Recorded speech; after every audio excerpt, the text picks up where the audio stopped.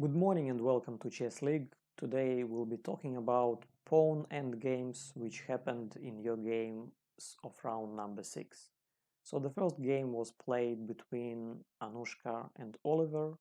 Let's have a look at this position. We are in queen endgame where white is a pawn up.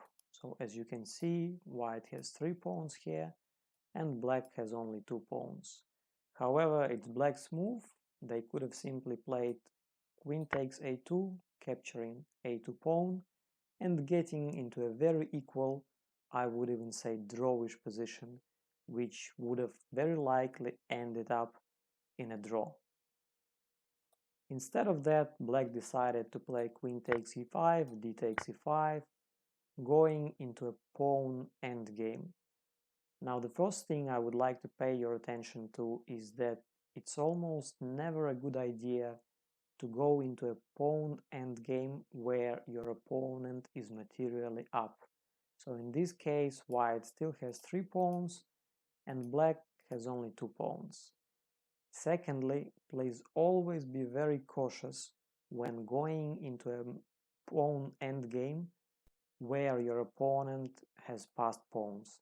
In this particular case, white has a passed pawn on a2 and e5, and there is no way black can stop a2 pawn from promoting. So even now, if black tried to stop the pawn straight away, king g8, a4, king f7, a5, king e7, a6, king d7, a7, king c7, a8 queen, with a very easy win for white. So again, in this position, queen takes a2 would have been a far better move, which would most likely lead to a draw. The second game we're going to talk about was played between Paula and Datis. We are now in the rook endgame. Clearly white has advantage here, simply because white is 2 pawns up on the king side. They also have passed pawn on the queen side.